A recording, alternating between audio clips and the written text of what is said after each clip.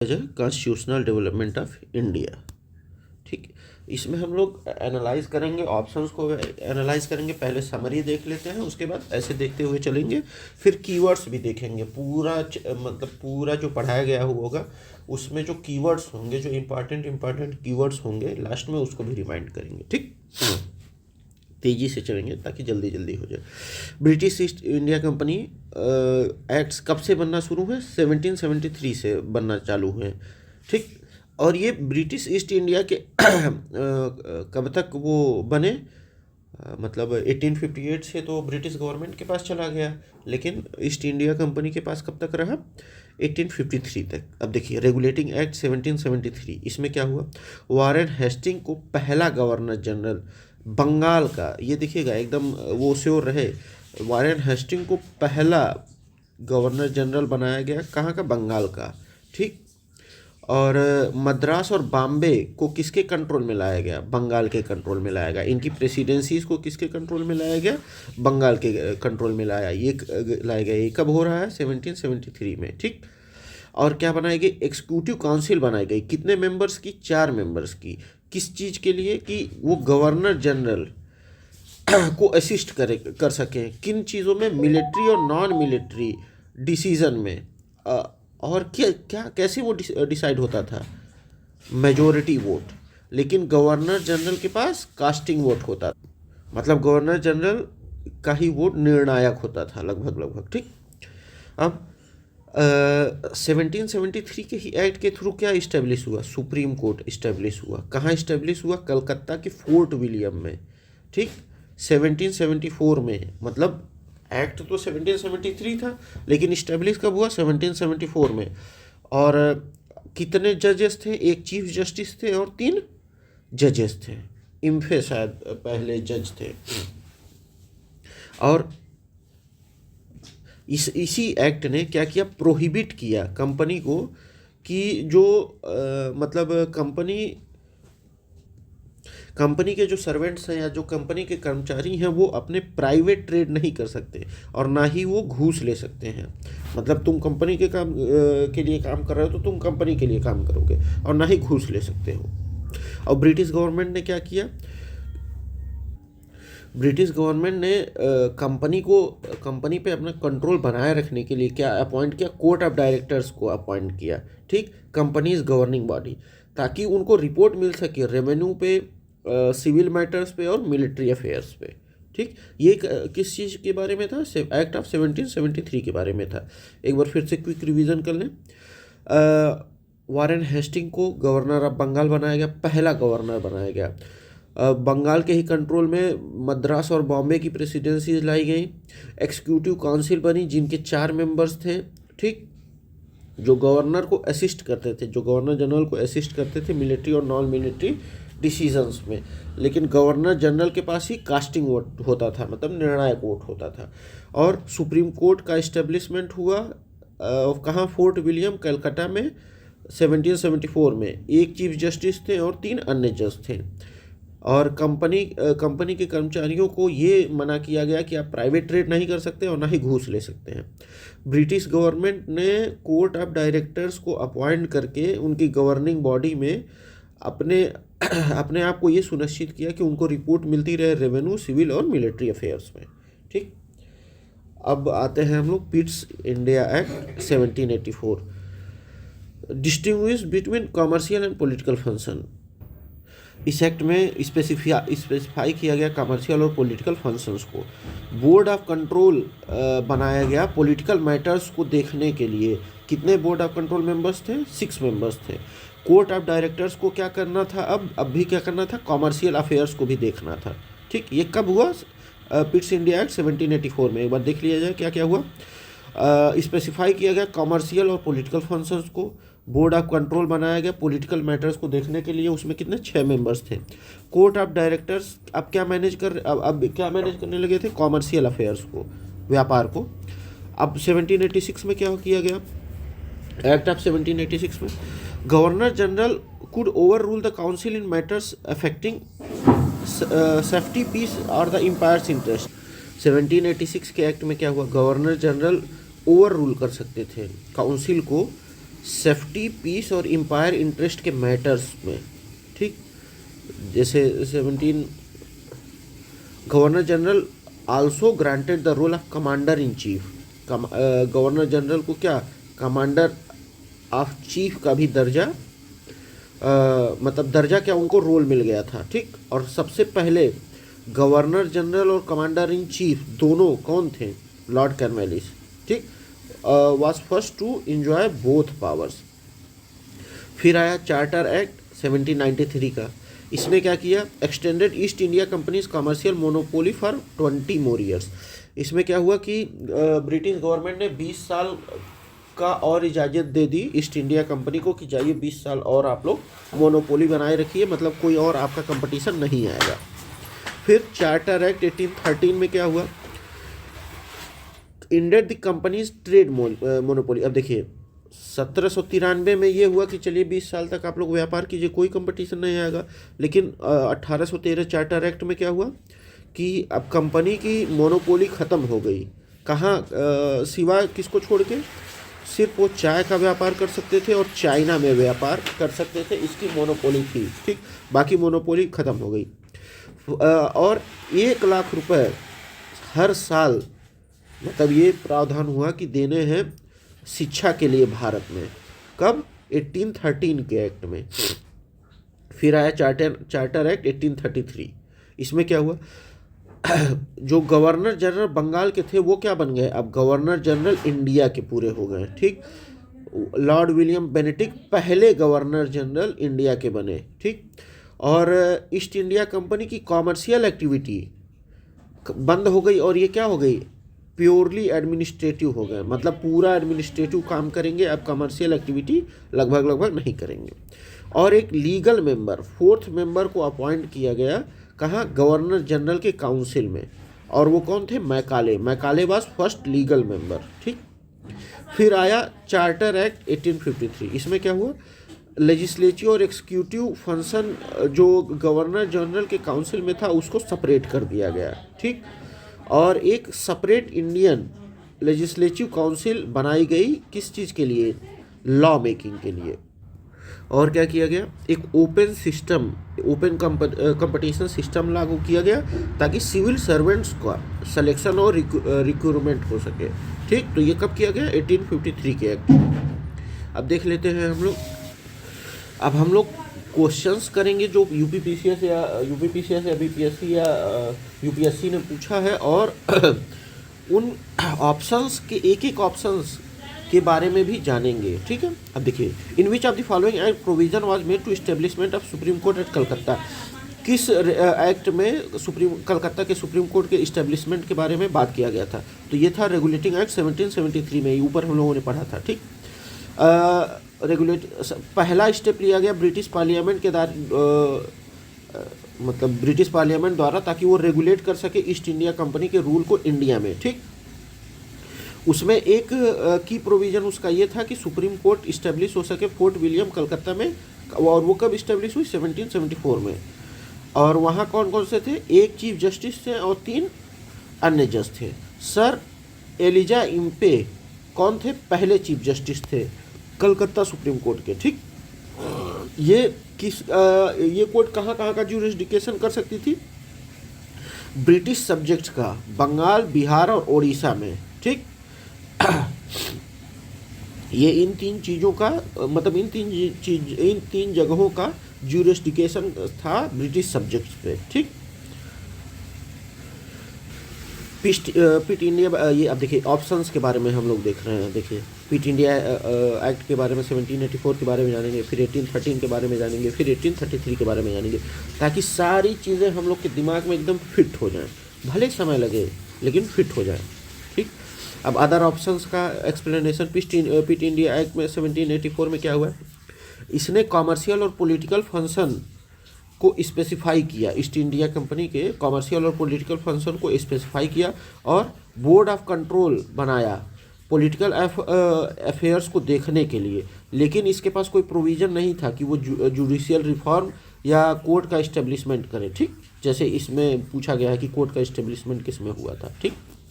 फिर charter act 1813 में क्या हुआ, इसने ईस्ट इंडिया कंपनी के मोनोपोली को ख़त्म किया इंडियन ट्रेड में, सिवाय चाय और चाइना के ट्रेड से, ठीक। और 1 लाख रुपए हर सालिना देने के लिए प्रावधान किया गया कि भारतीयों को दिया जाएगा एजुकेशन के डेवलपमेंट में। और इसमें भी कोई जुडिशियरी रिफॉर्म नहीं हुआ। 1833 में क्या हुआ कि इसने सेंट्रलाइज किया पावर को मतलब गवर्नर जनरल बंगाल के गवर्नर जनरल से शिफ्ट हुआ, मतलब नया पद बना गवर्नर जनरल ऑफ इंडिया का, ठीक। बेनेडिक्ट पहले गवर्नर जनरल ऑफ इंडिया थे, ठीक। और इसने ईस्ट इंडिया कंपनी के कॉमर्शियल एक्टिविटी को ख़त्म किया और उसको क्या बॉडी बना दिया, एडमिनिस्ट्रेटिव बॉडी बना दिया, ठीक। इसने लॉ कमीशन तो बनाया, लॉ मतलब कोडिफाई, लॉ को कोडिफाई करने के लिए, लेकिन कोई कोर्ट या सुप्रीम कोर्ट ये नहीं इस्टेब्लिश किया, ठीक। अब आगे बढ़ते हैं। क्वेश्चन नंबर 2 देखा जाए, with reference to the establishment of supreme court which statement is correct, मतलब कौन सा स्टेटमेंट इसमें करेक्ट है कि सुप्रीम कोर्ट का इस्टेब्लिशमेंट हुआ था। सुप्रीम कोर्ट कलकत्ता का was establish by regulating act 1773, बिल्कुल सही है। लेमेस्टर was first chief justice of this court, नहीं, सर आइजैक इम्फी थे, ठीक। तो ये गलत है, तो यानी कि हमारा कौन सा ऑप्शन, पहला ऑप्शन सही हो जाएगा। अब एक्सप्लेनेशन देख लेते हैं कि रेगुलेटिंग एक्ट 1773 सुप्रीम कोर्ट को इस्टेब्लिश किया था फोर्ट विलियम कलकत्ता में, लेकिन इन 1774 में, ठीक। और ये क्या करने के लिए, जुडिशियल मैकेनिज्म प्रोवाइड करने के लिए किया गया था, ठीक। अब सर आइजैक एलिजे इम्फी बने थे, ना कि लेमेस्टर, पहले चीफ जस्टिस थे ये, ठीक। और लेमेस्टर कौन थे, पुइसने जज, मतलब एसोसिएट जज थे कोर्ट के, चीफ जस्टिस नहीं थे, ठीक। अच्छा, सुप्रीम कोर्ट ऑफ कलकत्ता पहला एपेक्स कोर्ट था भारत में, और ये बिगिनिंग थी मॉडर्न जुडिशियल सिस्टम की। और ये देखिए कोर्ट ने क्या किया कि एक क्लैश बनाया ईस्ट इंडिया कंपनी के एडमिनिस्ट्रेशन में, और वो कन्फ्यूजन बना सिविल और जुडिशियल पावर्स के बीच में, ठीक। और ये कब सेटलमेंट हुआ, 1781 में, जो क्लियरली डिफाइन किया कि सुप्रीम कोर्ट के क्या पावर्स हैं, सुप्रीम कोर्ट में क्या ज्यूरिस्डिक्शन आएगा, ठीक। और फिर सुप्रीम कोर्ट फिर जो है सुप्रीम कोर्ट बना कहाँ, कलकत्ता, बॉम्बे और मद्रास में। High courts in 1861 under Indian high courts act 1861 में। देखिए supreme court at Calcutta, Bombay and Madras were merged, मतलब ये किस में मर्ज हुए, हाई कोर्ट में मर्ज हुए, कब, 1861 में, ताकि और अच्छे से रूल किया जा सके इन एरियाज़ में। कहाँ, कलकत्ता, बॉम्बे और मद्रास में। किस एक्ट के through, Indian high courts act 1861 के थ्रू। अब इसमें हम लोग को मैच करना है। Establishment of board of control, ये हम लोगों ने ऊपर पढ़ा, पिट्स इंडिया एक्ट में हुआ। इस्टेब्लिशमेंट ऑफ सुप्रीम कोर्ट 1773 में हुआ। Permission to work,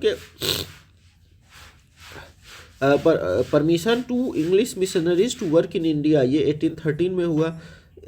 law member मतलब कब अपॉइंट हुआ गवर्नर जनरल काउंसिल में, ये 1833 में हुआ, ठीक।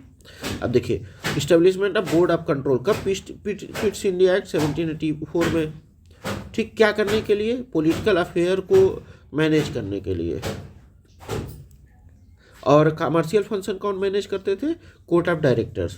सुप्रीम कोर्ट कब इस्टेब्लिश हुआ, 1773 के एक्ट के थ्रू, 1774 में फोर्ट विलियम कलकत्ता में, ठीक। इंग्लिश मिशनरीज को कब लाया गया, 1813 में, और ये अलाउ किया क्रिश्चियन मिशनरीज को कि ये यहाँ आके पूजा कर सकें और अपने धर्म का फैलाव कर सकें। फिर लॉ मेंबर को अपॉइंट किया गया चार्टर एक्ट 1833 के थ्रू। और पहले लॉ मेंबर कौन थे, थॉमस बेबिंगटन मैकाले पहले थे। अब आगे देखते हैं हम लोग, विच of the following let the introduction of English education in India, English education की शुरुआत किस एक्ट के थ्रू माना जाता है, ठीक। तो ये हम लोग मानते हैं, ये तीनों के थ्रू हम लोग मानते हैं, ठीक। 1813 में 1 लाख रुपए देना शुरू हुआ, ठीक। अब इसके बारे में तो अभी आगे पढ़ेंगे, ये ओरिएंटलिस्ट एंड एंजलिस्ट कंट्रोवर्सी, इसके बारे में पढ़ते हैं हम लोग, ठीक। 1813 में क्या हुआ, 1 लाख रुपए एनुअली देने के लिए, एजुकेशनल डेवलपमेंट के लिए देने के लिए भारत में शुरू हुआ। फिर general committee of public instructions बनी 1823 में। उसने क्या किया कि वो मतलब उसने कितने खर्च हो रहे हैं एजुकेशन में उसको देखने के लिए ये कमेटी बनी थी। और लेकिन उसने क्या किया, उसने प्रमोट किया ओरिएंटलिस्ट ट्रेडिशनल इंडियन लर्निंग। शुरुआत में तो उसने ट्रेडिशनल इंडियन लर्निंग को प्रमोट किया, लेकिन बाद में क्या हुआ क्लास एक डिबेट छिड़ा किसके बीच में, क्लासिकल इंडियन एजुकेशन प्रमोट करने के लिए या वेस्टर्न एजुकेशन प्रमोट करने के लिए। तो जो क्लासिकल इंडियन उसको ओरिएंटलिस्ट कहा गया और वर्सेज वेस्टर्न एजुकेशन को सपोर्ट करने वाले को एंजलिस्ट कहा गया। तो लॉर्ड मैकाले ने एक मिनट बनाया, मतलब रूल बनाया 1835 में, किसके फेवर में, एंजलिकिस्ट के फेवर में, मतलब इंग्लिश एजुकेशन को बढ़ावा दिया जाएगा इंडिया में। ठीक, अब हम लोग देखते हैं कि किस एक्ट में ब्रिटिश पार्लियामेंट ने मोनोपोली को अबोलिश किया ईस्ट इंडिया कंपनी के। ठीक, तो ये 1813 में अबोलिश किया था सिवाय टी के और चाइना के ट्रेड के। ठीक, तो चार्टर एक्ट 1813 में ईस्ट इंडिया कंपनी की मोनोपोली ख़त्म हो गई थी सिवाय टी और चाइना के साथ ट्रेड करने के लिए। ठीक, और इसने क्या अलाउ किया, private trader to trade with India की, मतलब जो प्राइवेट ट्रेडर्स थे वो भी इंडिया में ट्रेड कर सकते थे ताकि कंपनी की कॉमर्शियल डोमिनेंस ख़त्म हो सके। ठीक, और ब्रिटिश की क्राउन सोवर्निटी, मतलब क्राउन रूल सके, ब्रिटिश के राजा या ब्रिटिश गवर्नमेंट रूल कर सके इंडियन टेरिटरीज में। ठीक, चार्टर एक्ट 1833 में क्या हुआ, मतलब इसमें सारे ट्रेड्स को की मोनोपोली को ख़त्म कर दिया गया, टी और चाइना के साथ भी। ठीक, 1853 में क्या हुआ, इन्होंने एडमिनिस्ट्रेटिव रिफॉर्म किए और सिविल सर्विसेज में कंपटीशन को चालू किया। ठीक, 1873 में कोई भी वो नहीं हुआ, मतलब अब आगे बढ़ते हैं हम लोग। Which act of British parliament abolished east India company monopoly over trade in India. India में ट्रेड की मोनोपोली किस में ख़त्म हुई, 1813 में। ठीक, ये हम लोग ऊपर पढ़े थे हम लोग। 1833 में क्या हुआ, ट्रेड मोनोपोली को पूरा देश से ख़त्म कर दिया गया, चाय से भी ख़त्म कर दिया गया और चाइना से भी ख़त्म कर दिया गया। ठीक, और ब्रिटिश क्राउन की सोवर्निटी इंडियन टेरिटरी पे चालू हो गई। ठीक, और revenues of India were now controlled by British parliament. और जो रेवेन्यू होता था इंडिया का 1833 से, उसको भी किसने कंट्रोल करना शुरू कर दिया, ब्रिटिश पार्लियामेंट ने। ठीक, तो क्या क्या सही है अपना, अच्छा सॉरी, हाँ,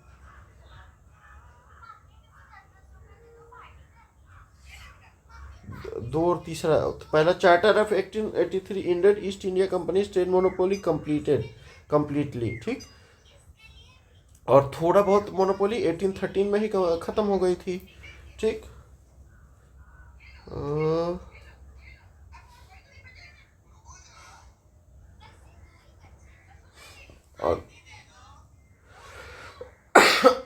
और देखिए ये एक्ट क्या किया, Indian revenue directly control by British parliament. British parliament द्वारा रेवेन्यू मतलब कंट्रोल होने लगा ताकि लिमिट किया जा सके ईस्ट इंडिया कंपनी को सिर्फ एडमिनिस्ट्रेटिव फंक्शन देखने के लिए। ठीक, अब देखिए रेगुलेटिंग एक्ट क्या था। रेगुलेटिंग एक्ट में पहला स्टेप था ब्रिटिश पार्लियामेंट्री कंट्रोल का ईस्ट इंडिया कंपनी पे। सुप्रीम कोर्ट कलकत्ता में बना। ठीक, पिट्स इंडिया 1784 में क्या हुआ, बोर्ड ऑफ कंट्रोल बना, मैनेज पॉलिटिकल अफेयर्स के लिए। कंपनी का फंक्शन डिवाइड हुआ कमर्शियल और पॉलिटिकल में। कमर्शियल और पॉलिटिकल फंक्शंस को डिवाइड कर दिया गया कंपनी के। ठीक, 1813 में क्या हुआ, 1 लाख रुपए दिया गया एजुकेशन के लिए भारत में और ट्रेड मोनोपोली ख़त्म कर दी गई चाय और चाइना के सिवाय। ठीक, 1833 में क्या हुआ, पूरी कमर्शियल एक्टिविटी ख़त्म कर दी गई और लॉ मेकिंग रिस्पॉन्सिबिलिटी बनाई गई किसके द्वारा, और एक मतलब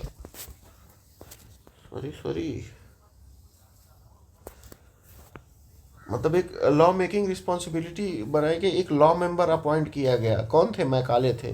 एजुकेशन पॉलिसी लाई गई मैकाले के द्वारा कब, 1835 में, ताकि वेस्टर्न एजुकेशन को मतलब यहाँ इंडिया में लागू किया जा सके।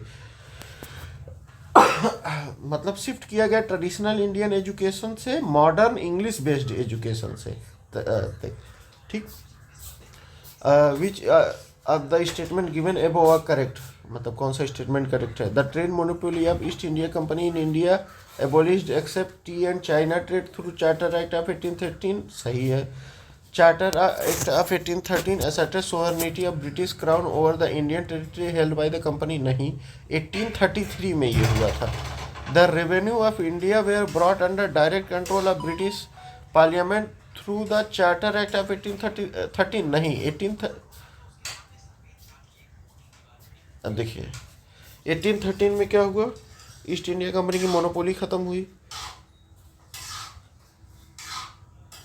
और फिर क्या हुआ, एक्ट, मतलब ये इस एक्ट ने क्या किया, ब्रिटिश क्राउन के सोवर्निटी को इंडियन टेरिटरी पे मैनेज करने के लिए वो कर लिया। ठीक। लेकिन ये चार्टर ऑफ 1813 में did not bring Indian revenues under direct control of British कर। ये कब हुआ, Indian the control was establish by government of India act 1858 में। 1857 के मतलब रिवोल्ट के बाद, 1857 के रिवोल्ट के बाद ब्रिटिश गवर्नमेंट ने डायरेक्ट कंट्रोल करना शुरू कर दिया इंडिया पे। The secretary of state of India and council of India were created to manage Indian administration of and revenue. कौन कौन से दो पद बनाए गए, सेक्रेटरी ऑफ स्टेट और council of India. Which act of the first time made it possible for Indians to take some share in the administration of their company। अच्छा, 1833 में इसमें ये भी किया गया कि ओपन कंपटीशन रखा गया, कि मतलब इसमें से ही शुरू किया गया कि ओपन कंपटीशन सारे लोगों के लिए। ठीक। अब देखिए क्या हुआ इसमें, सेक्शन 87 इस एक्ट का क्या बताता है कि मतलब कोई भी इंडियन या ब्रिटिश सिटीजन डिस्क्वालीफाई नहीं होगा, किसके बेस पे, religion, race, descent, place of birth या कलर के बेस पे। ठीक। और इसने क्या किया कि इसने एक रास्ता खोला इंडियंस को, ताकि वो एडमिनिस्ट्रेशन में क्या कर सके, पार्टिसिपेट कर सके। अब ये क्या किया कि ये एक रास्ता खोला कि इंडियंस जो है एडमिनिस्ट्रेटिव रोल्स में आगे आ सके। 1853 में क्या हुआ, open competition system for requirement of Indian civil services. लेकिन क्या क्या था कि मतलब प्रैक्टिकली ये बहुत लिमिटेड था। गवर्नमेंट ऑफ इंडिया एक्ट में 1858 में क्या हुआ कि इसने ईस्ट इंडिया कंपनी को एबोलिश कर दिया और सारे पावर ब्रिटिश क्राउन को ट्रांसफ़र कर दिया। लेकिन इंडियंस अभी भी क्या थे, एडमिनिस्ट्रेटिव रोल में उस तरीके से पावर में नहीं थे।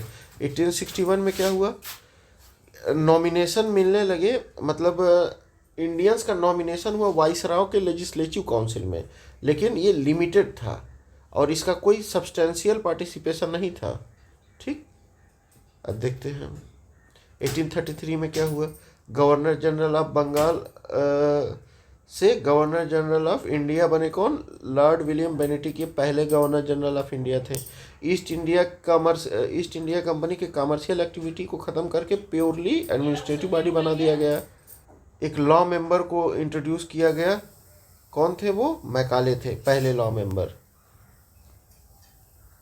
अब आगे देखते हैं हम लोग। अब हम लोग देखते हैं कि ये जितना भी पूरा हम लोगों ने पढ़ा गया उसका कीवर्ड्स, ताकि एक मतलब याद हो जाए, हम लोग के दिमाग में बैठ जाए। जैसे रेगुलेटिंग एक्ट 1773 में क्या हुआ, ब्रिटिश पार्लियामेंट ने रेगुलेट किया ईस्ट इंडिया कंपनी, मतलब ईस्ट इंडिया कंपनी के रूल को भारत में रेगुलेट करना शुरू कर दिया। गवर्नर जनरल ऑफ बंगाल बने कौन, वारेन हेस्टिंग, पहले गवर्नर जनरल ऑफ बंगाल थे, और एक एग्जीक्यूटिव काउंसिल भी थी उसके साथ। सुप्रीम कोर्ट बना फोर्ट विलियम कलकत्ता में। 1774 में पहले जज कौन थे, इम्फे, सर इम्फे, एलिजे इम्फे। पिट्स इंडिया एक्ट आया 1784 में, डुअल कंट्रोल यहाँ से चालू हुआ। ठीक। कैसे? Board of control political matters के लिए बना और court of directors commercial affairs के लिए बना। ठीक, ब्रिटिश गवर्नमेंट ने अपना कंट्रोल इसके थ्रू टाइट किया कंपनी पे। चार्टर एक्ट बना 1813 में। क्या हुआ इसमें? इसने कंपनी के ट्रेड मोनोपोली को लिमिटेड किया। मतलब अब सिर्फ चाय और चाइना में ही उनकी मोनोपोली थी और क्रिश्चियन मिशनरीज आ सकते थे भारत में अपना प्रचार करने। 1 लाख रुपए सालाना दिया जा रहा था एजुकेशन के लिए। ठीक, चार्टर एक्ट 1833 में क्या हुआ? ईस्ट इंडिया कंपनी के कॉमर्शियल एक्टिविटी को पूरा ख़त्म कर दिया गया और उसे एडमिनिस्ट्रेटिव बॉडी बना दिया गया।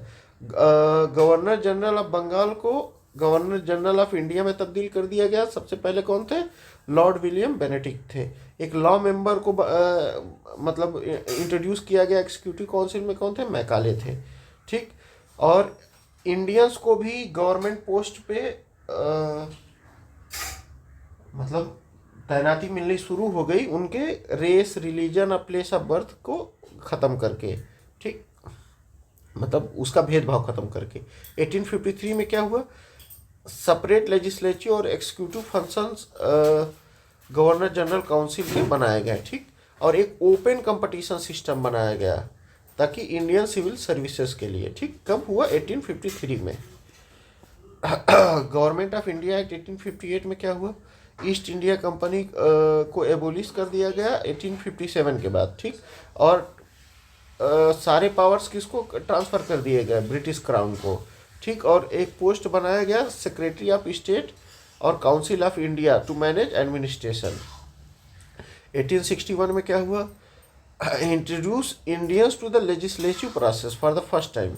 मतलब लेजिस्लेटिव प्रोसेस में इंडियंस के रोल को सबसे पहले 1861 में वो किया गया। इसमें वाइसराय के लेजिस्लेटिव काउंसिल में मेंबर्स बनाए गए। ठीक, और लेजिस्लेटिव पावर को डिसेंट्रलाइज किया गया। कब? 1861 में। इंडियन हाई कोर्ट एक्ट 1861 में क्या हुआ? सुप्रीम कोर्ट और सदर अदालत को एबोलिश कर दिया गया। उनकी जगह पे क्या हुआ? हाई कोर्ट्स को मर्ज कर दिया गया, कलकत्ता, मद्रास और बॉम्बे। 1861 में, ये याद रहे। सेटलमेंट कब हुआ? 1781 का। clarified the jurisdiction of Supreme Court at Calcutta to reduce conflict with companies administration।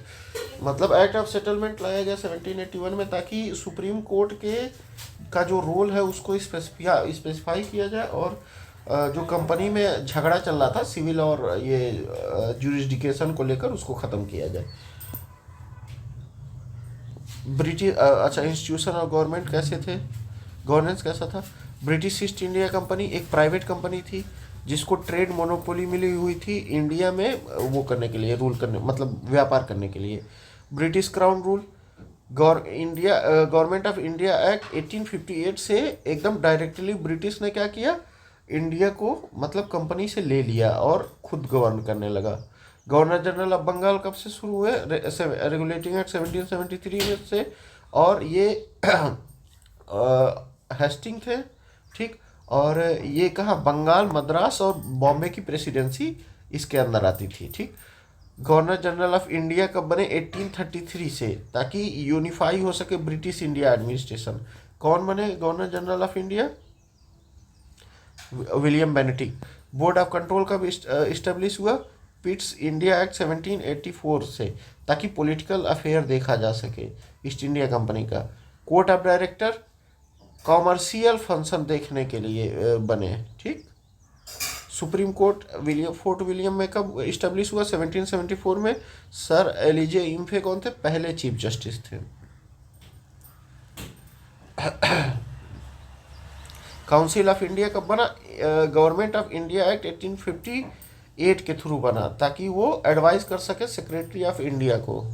Secretary of state for India कब बने? 1858 के मतलब एक्ट के थ्रू, ताकि ब्रिटिश कैबिनेट में रिस्पॉन्स फॉर इंडियन अफेयर। ये कौन थे? एक ब्रिटिश कैबिनेट मिनिस्टर थे जो इंडिया में हो रहे अफेयर्स के लिए जिम्मेदार थे।